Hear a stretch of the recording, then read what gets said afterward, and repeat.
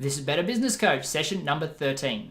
This is the Better Business Coach Podcast, your source for critical sales training, proven education, and actionable worksheets, all downloadable for immediate use. We work hard so you don't have to. Now your host, the rapid growth guy himself, Matthew Pollard. Hello everyone and welcome back. This is the second session that you will run through with your client. This is another video session, so if you're listening to it on audio, make sure you don't forget to also listen to it on video, and make sure you don't forget to subscribe to it on video as well, so that you don't miss out on any of these wonderful sessions. Okay, so this session is specifically designed to uncover the true problems that a business has. Now, you may have thought that you did this in the business needs analysis. If you did that a few weeks ago, things change. But secondly, it's designed to much more in depth get to the client's root problem so that you can turn them into a weekly, monthly client. This is designed to turn them into putty in your hands. Let me show you. Let's get straight into it. The Where is your business now template. And this is a very simple framework, but sometimes, well, a lot of the time, simple is best. As Richard Branson said, any fool can make something complicated. What's hard is making something simple.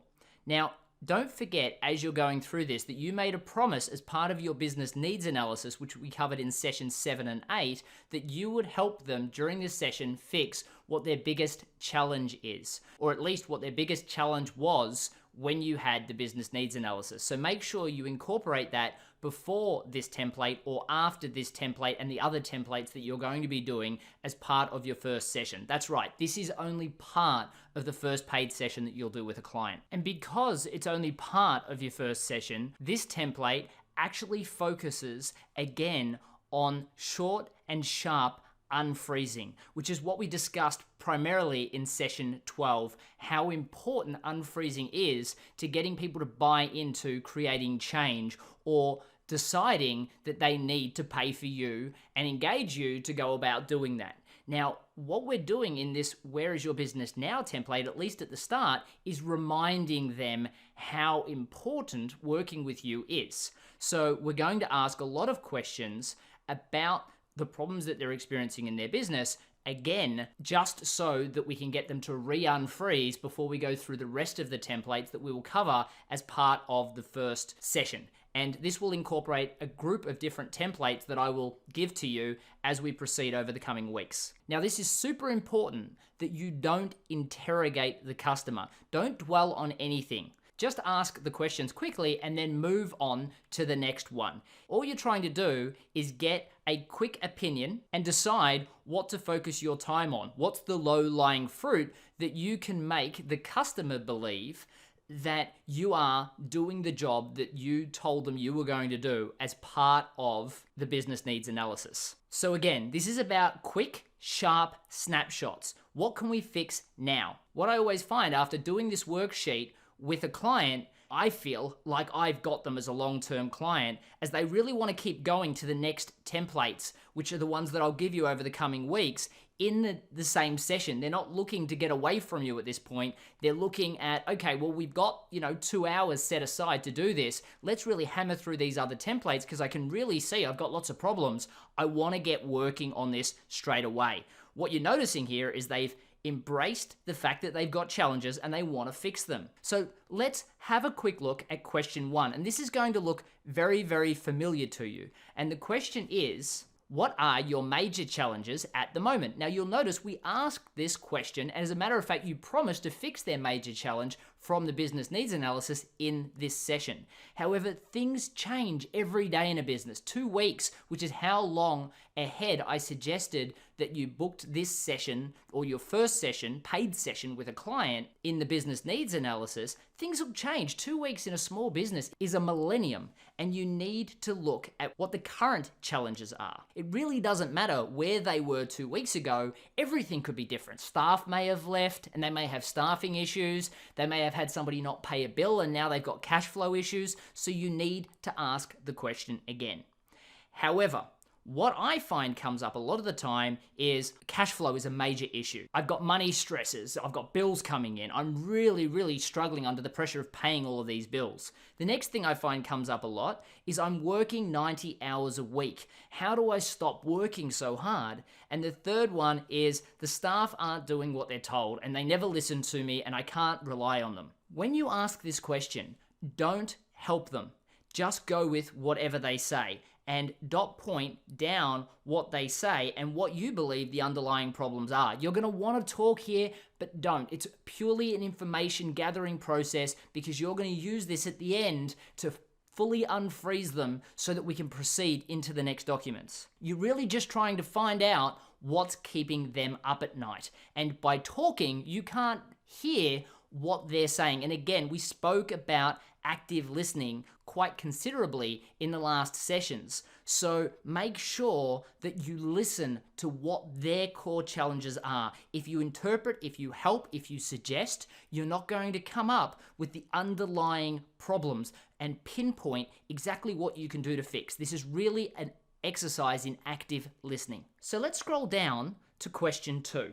So here what we're trying to do is we want people to rate as in great, needs attention, or bad for each one of these key areas. What you'll notice from these key areas is we've really broken it into departments or silos, if you like.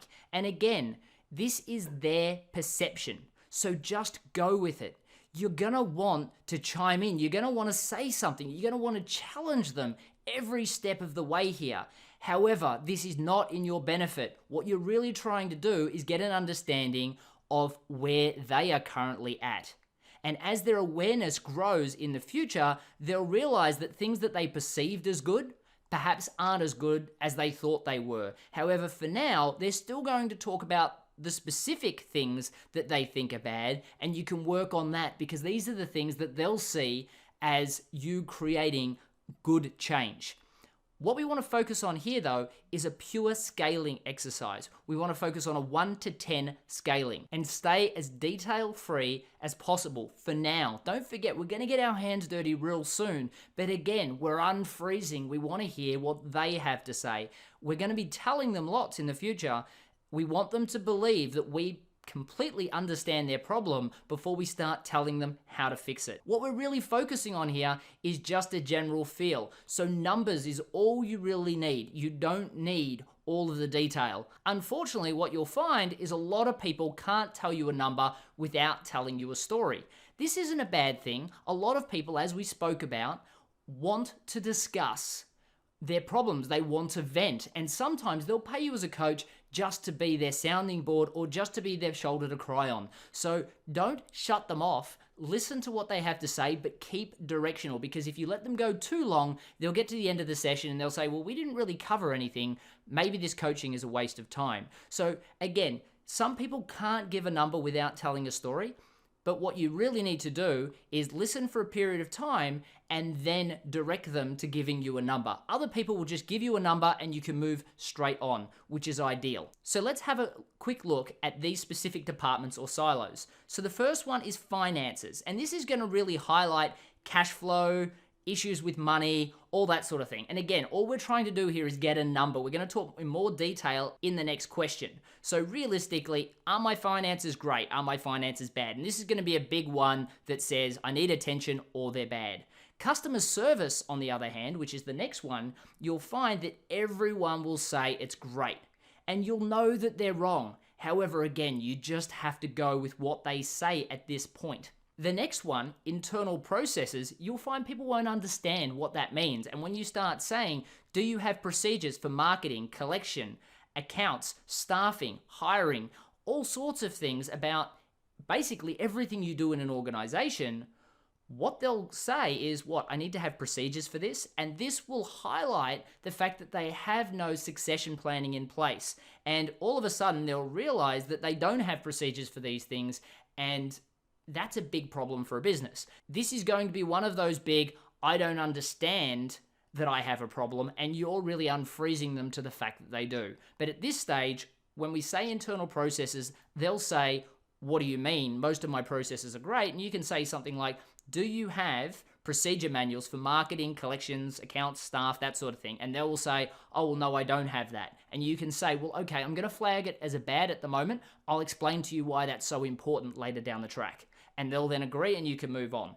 Employee performance, as we said, quite frequently, they will say that this is a problem for them. They can't get staff to be accountable. They can't trust them to do things. They'll highlight a bunch of problems, and you'll find that if they do have staff problems, they won't be able to just give you a number. They'll want to talk to you about the story. Marketing and sales, you'll find people usually say that these are bad and that they need attention. What people quite oftenly will do, though, is group them like I just did together. And marketing and sales are very, very separate things. For instance, most people get me in to coach them on rapid growth and assume I'm going to talk to them purely about sales and how to get more clients, when really I take them back to the marketing and look at how they can differentiate their products and services, how they can find new niches of willing to buy customers well before we even talk about the sales system, because those messages flow into the sales system. But again, most people incorporate the two together. This isn't an education session.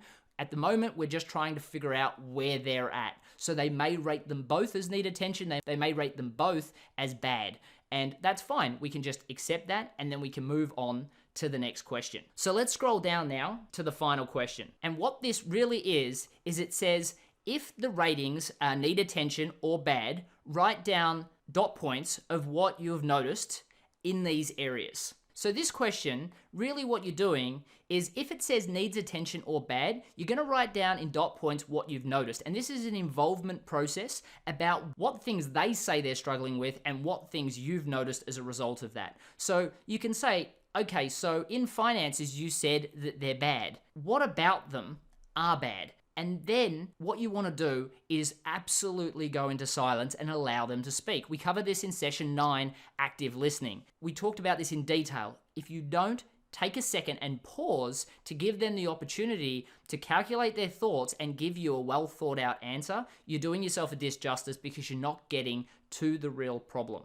So create that silence and give them as long as they need to answer that question. Then what you'll find is, for finances, for instance, they'll say something like, cash flow is a problem. What you'll realize out of that is they don't have regular reports. And the other thing that you'll see is, if there's no money in the bank, it's quite often a cause of lots of other things that result in no money in the bank. And you can start to highlight, maybe it's employees, maybe it's customer service, maybe it's poor sales. Again, you're not telling them this is just you writing things down so that you can talk about them in a second. I'm not going to spend any time on the next one, which is customer service, just because most clients at this stage will say that it's fantastic. So let's just assume that they have done that in this case. Internal processes, again, a lot of people will just say, what, do I need to have these things? And they won't have any idea what you're talking about.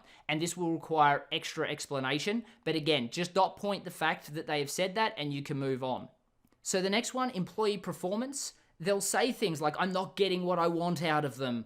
They're not reliable. And you just dot point all these things down. Again, all we're doing is data collecting at this stage. So marketing, we're then talking about, are you getting the word out? Is it working? Sales, are you getting enough at the right price? So many people are getting lots of sales, but they're barely making a margin, and that's why their profits are low. Other people are making sales, making huge margins, but don't get enough customers, and this is a major problem also. So again, all we're doing is we're highlighting specific problems that we can talk about later. And now that we've completed this and we've got all of these dot points down, we're going to bring them back to their major challenge and how it's connected to all of these specific things that they've rated as need attention or bad, and then all of the dot points in question 3 about the specific things that they've highlighted and things that we've noticed. So again, a lot of the time it's going to be, I'm working too hard, I'm working 90 hours a week, I never have any money in the bank, cash flow is an issue, staff never seem to do what I say,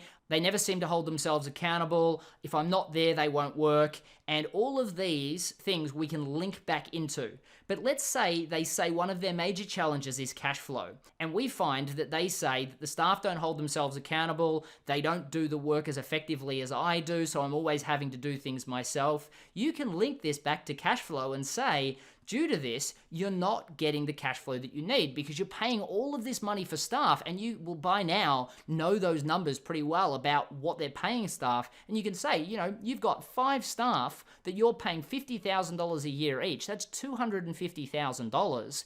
And you're saying they're only operating at about half effectiveness. That basically means that you're throwing away $125,000 a year, and you can't rely on them, which means you've got to be here. So what we really want to do is we want to focus on making sure that these staff are A, accountable, and B, as productive as possible, so we can double the amount of workload that we give them before we need to hire yet another staff member. Plus, we need to make sure that they're accountable so that you can actually take some time off so you don't have to be in your business 90 hours a week. So all of a sudden, what we're doing is we're transitioning that we may be costing, $600 an hour, or as we just spoke about in session 13, you may be charging for an entire package, maybe you're charging $3,000, and straight away, the low-lying fruit that we've just highlighted is $125,000 saving. Do you think that they're going to feel that they're getting their money's worth? Of course they are. This is such a wonderful unfreezing document. I focused on customer service once with a client that was an electrician,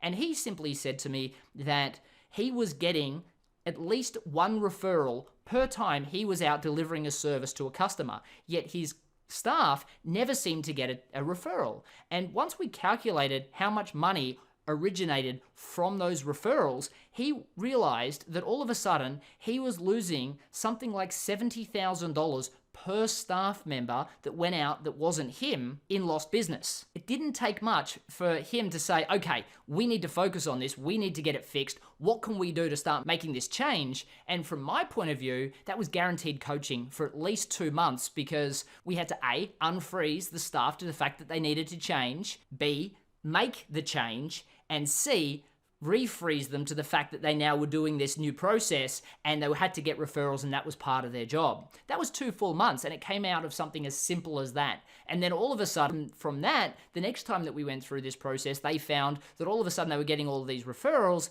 Now they had all these issues with debt collection, and we had to talk to them about getting money up front, and then we had a whole new group of sessions available. So this will always work with transitioning a customer from, okay, I've got a challenge, to, okay, let's work together to fix it. And what you'll find is very quickly, as you go through just the numbering system in question 2 and move into question 3, you'll see that they're starting to get antsy and they want to move in to the next form to actually start fixing things and identifying how to fix things. So this is a hugely beneficial worksheet to unfreeze them to the fact that changes are needed to motivate them to move forward into the next and the next and the next sheet. This should really only take about half an hour, maybe 40 minutes of the 2-hour session. However, it's enough to motivate them to be as interested as possible in all of the other sessions, as opposed to shirking, if you like, and not being that interested and really still questioning you about whether or not they paid this money for a good reason, as opposed to just got themselves convinced last time and they can't remember quite why that was. So this form, or this template, will take them from, why exactly did I want coaching again, to, that's right, let's get started, and then you move into the next templates. And that's why this form is so exciting to work with at the start. And even though it covers off on a couple of these other challenges that we discussed in business needs analysis, they're going to bring out different problems. You're doing it in a different way. And if you ask a question in 3 different ways, you're going to get 3 different answers. And each one of those is going to give you additional problems that you can work on as a coach over the long term. So this template is available at matthewpollard.guru/BBC013. So please take a second to go there and download that template. Okay, everyone, I hope you got a lot out of that, and I hope you can see just how transitionary this is for any client. It's really going to take them from saying, I'm not sure if I have a problem, to, can we get started? What's the first step? And depending on your skill, you will either transfer them into a paid client straight away, month by month, week by week, year by year, whichever one works best for you, or into one paid client for one other session where I will show you how to transfer them into a continuous client. But I hope you got a lot out of this session. If you liked what you listened to or what you saw, depending on whether you're listening to the video or the audio podcast, if you haven't subscribed to both, make sure that you do so, because there's a lot more available in audio and also to make sure you don't miss out on any of the video content where I run through these amazing worksheets. However, if you got a lot out of this content, I'd really appreciate you reviewing it on iTunes and providing the star rating you think it's worthy. Thank you very much again for your time, and I look forward to seeing you in the next session. Thanks for listening to the Better Business Coach podcast. Head over to MatthewPollard.guru for links, recaps, and any downloadable templates mentioned in this and every show. Also, if you've not already rated our new podcast in iTunes, we'd love your support. Simply leave a review and the star rating you think worthy. Hey, and don't forget to subscribe so you don't miss a thing. Thank you in advance, and see you next time.